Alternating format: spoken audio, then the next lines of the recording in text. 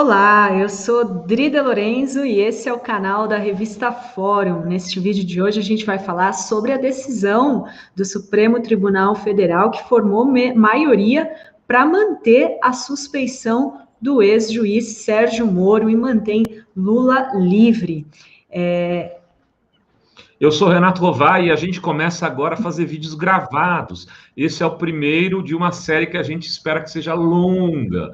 Eu e Dri aqui, interpretando, conversando sobre um fato do dia, alguma coisa que aconteceu e que precisa ser melhor entendida. A gente vai, pelo menos, se esforçar para poder levar vocês isso. Se você gostou desse vídeo, mesmo antes, de repente você gosta da gente, gosta do casal, vai lá e dê o seu like, compartilha, fala para os amigos, se inscreve no canal. Muitas vezes você não é inscrito no canal e para a gente isso já é um grande apoio. Claro, se você puder ainda nos premiar com um pix@revistaforum.com.br ou nos premiar com superchat, com sendo sócio, se tornando membro do canal, muito, muito melhor ainda. É isso aí, Rovai. Então, a gente está aqui para resumir para você o que aconteceu hoje. Então, antes de entrar no assunto, fica aí o recado do Rovai para você deixar o seu like, se inscrever no canal e deixa também seu comentário aí embaixo. Se você está feliz com a decisão, com a notícia que a gente vai trazer aqui para você, que não teve tempo de ver esse longo julgamento, né, de mais de 4 horas de hoje.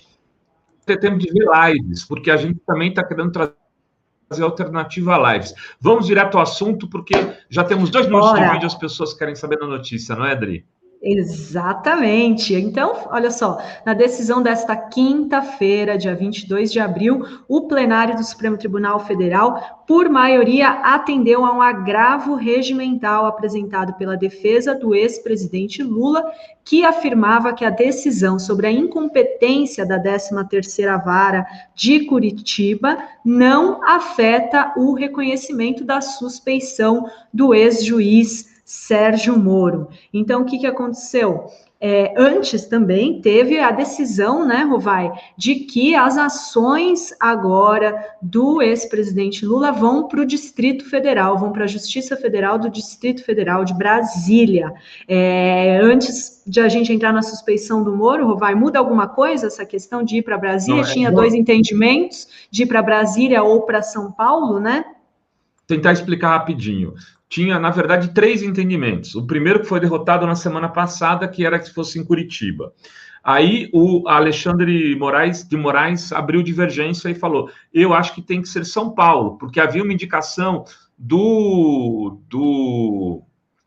Fachin de que ela fosse para Brasília. A divergência do Alexandre de Moraes é que foi derrotada. O que significa isso? Será sorteado agora um juiz que vai assumir o processo que foi do Moro.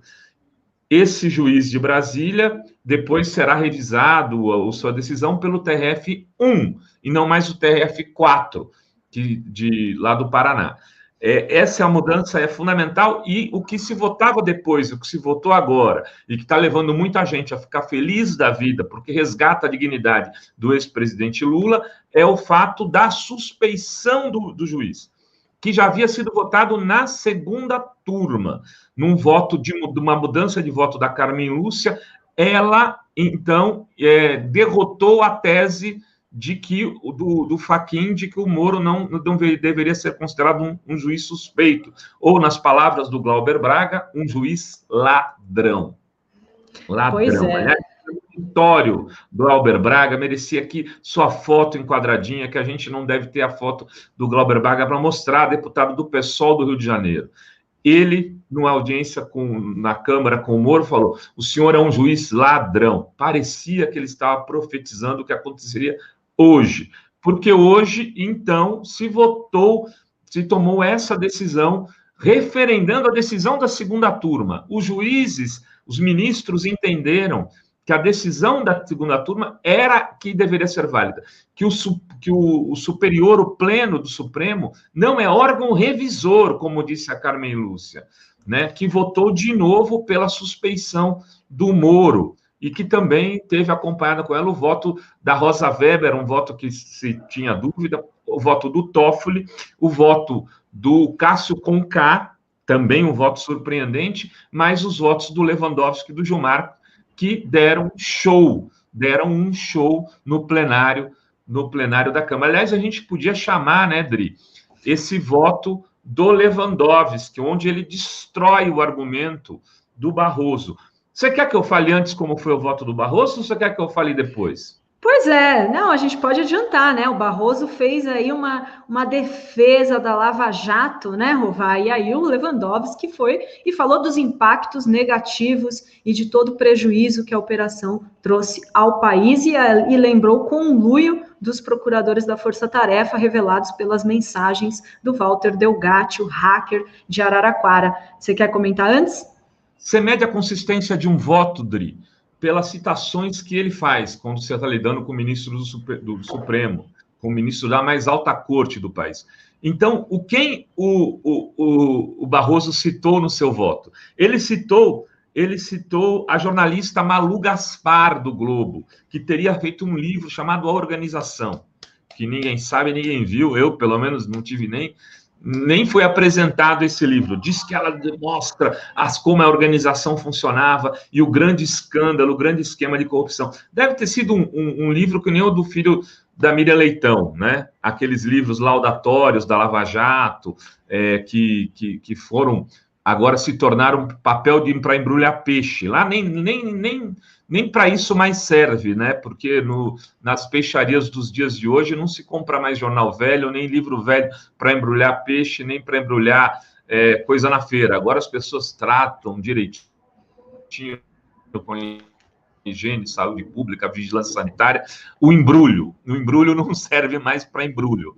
Então, dificilmente você vai encontrar o livro da Malu Gaspar, que deve ser um livro encalhado, que já não está mais em nenhuma livraria, mas foi citado hoje pelo ministro Barroso, que também citou, sabe o quê, Dri?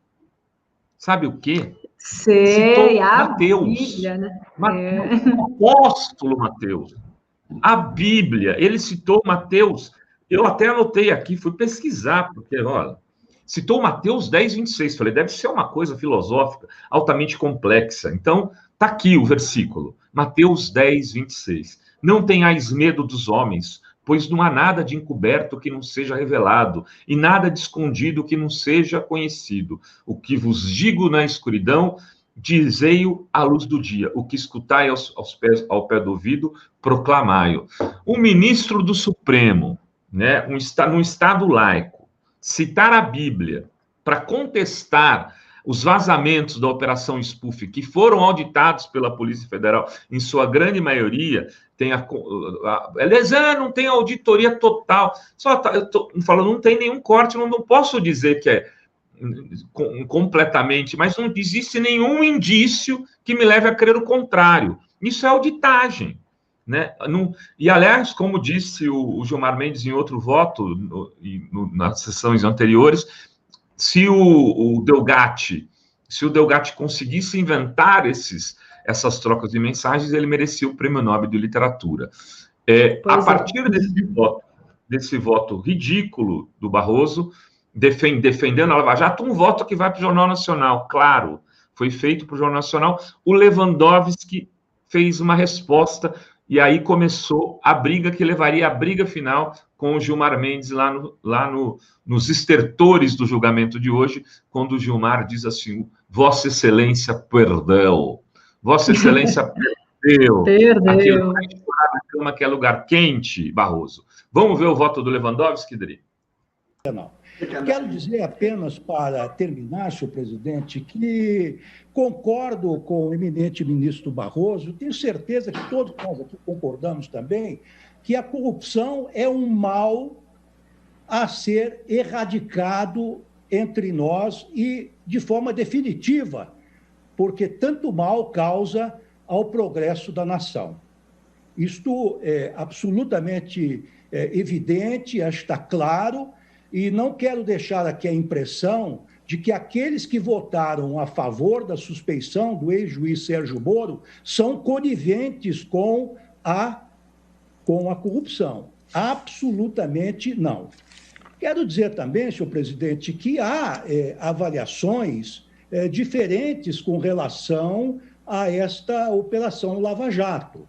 Há, por exemplo, um estudo da professora Rosa Maria Marques, da Pontifícia Universidade de São Paulo, que diz o seguinte, baseado, inclusive, numa pesquisa do Instituto de Estudos Estratégicos de Petróleo, Gás Natural e Biocombustíveis, que mostra que a operação provocou um desmantelamento de importantes setores da economia nacional, principalmente da indústria petrolífera e de sua cadeia de fornecedores, como a construção civil, a metal mecânica, a indústria naval, a engenharia pesada, além do programa nuclear brasileiro.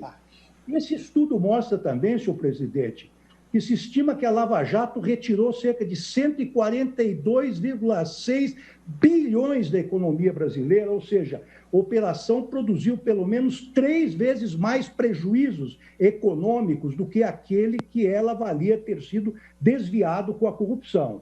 Isto fora milhões de desempregados que esta operação causou. Ministro Lewandowski, me permite, Vossa Excelência acha que o problema, então, foi o enfrentamento da corrupção e não a corrupção? Não. Nós estamos concordes, ministro. Vossa Excelência sempre quer trazer à colação, à baila aqui, a questão da corrupção. Como se aqueles que estivessem contra o modus operandi, não é, da Lava Jato fossem favoráveis à corrupção. Mas o modus operandi da Lava Jato, data vênia, modus operandi da Lava Jato, por exemplo, ela levou a conduções coercitivas, a prisões preventivas alongadas, ameaças a familiares, não é? A prisão em segunda instância e uma série de outras atitudes absolutamente, a meu ver, incompatíveis com o Estado democrático de direito. Ainda ontem, na segunda turma, eminente ministro Barroso, estávamos julgando a questão do Guido Mantega, do ex-ministro da Fazenda. Sabe, Vossa Excelência, que ele foi preso no Hospital Albert Einstein, quando estava acompanhando uma cirurgia da esposa dele, que estava sendo operada de uma doença gravíssima e que, afinal, veio a falecer dessa doença. É este modus operandi que nós estamos combatendo. E quero dizer mais, ministro Barroso, quer dizer, não concordo com Vossa Excelência, data vênia, que as mensagens que foram veiculadas a partir do material arrecadado na Operação Spoofing, e diga-se, periciado pela Polícia Federal, que foram utilizadas para oferecer denúncia contra os hackers, não constituíram em meros pecadilhos, porque um juiz indicar testemunhas para acusação não me parece um pecadilho, não é? A combinação do momento do oferecimento da denúncia ou outras questões deste mesmo Jaez não me parecem pecadilhos. A combinação com relação a prisões preventivas e mais. Quer dizer, eu acabo de ler dados de um estudo de uma professora da Pontifícia Universidade Católica de São Paulo que são realmente alarmantes. E os latinos, os romanos, os juristas, não é? Os pais, talvez, do direito civilizado, tinham uma expressão muito interessante. Diziam o seguinte: qui prodest, a quem aproveitou o desmantelamento, a pergunta é boa. Da economia nacional. E aí, eu volto às mensagens, eminente ministro Barroso, volto às mensagens. O que nos dizem as mensagens? Que os procuradores de Curitiba estavam acertando clandestinamente negociações com autoridades estrangeiras. Eu penso... Pois é, Rovai, esse é, então, o voto do Lewandowski, aí rebatendo o ministro Barroso. E aí a decisão final ficou 7-2. O Marco Aurélio pediu vistas, mas tudo indica que o Marco Aurélio e o Fux vão votar seguindo o Fachin e daria um resultado de 7-4, então formando maioria pela suspeição do Moro, ou seja, Moro parcial, Rovai. Moro, juiz ladrão, como diria o nosso grande amigo Glauber Braga. A terra é plana, temos que admitir, não podemos discordar dessas pessoas que estão infestadas pelo ódio, a terra é plana, mas capota. E o Lula vai para a sua terceira disputa presidencial, só quinta, né? Já ganhou 2, elegeu a Dilma, né, como sucessora, a terceira, depois reelegeu a Dilma, junto com a Dilma, evidentemente, e vai para sua quinta vitória, e seria a 6ª vitória consecutiva, Adri, se não houvesse o golpe de 16 e todos esses absurdos da Lava Jato, que, como bem disse o Lewandowski, levaram a essa tragédia do país, que o país se encontra hoje, que saiu de 8ª economia no mundo para a 14ª economia do mundo. Um dia glorioso para os democratas, para quem defende a democracia. Veja, não é um dia de petistas, de esquerda, de progressistas. É um dia que pode salvar as nossas instituições. Um começo do salvamento das nossas instituições e da libertação do país desse mal chamado Bolsonaro. É isso aí, e a gente vai ficando por aqui. Esse foi um resumo do que aconteceu hoje. O julgamento, tudo indica, deve voltar na quarta-feira que vem, por conta desse pedido de vistas. E eu vou deixar aqui o recadinho final. Deixa seu like, seu comentário, se inscreve aqui no canal da Revista Fórum e a gente volta trazendo aí sempre um resuminho das notícias mais importantes que você precisa saber. É isso, então, até a próxima, né, Rovai? Vossa Excelência perdeu, ministro Barroso. Vossa Excelência perdeu.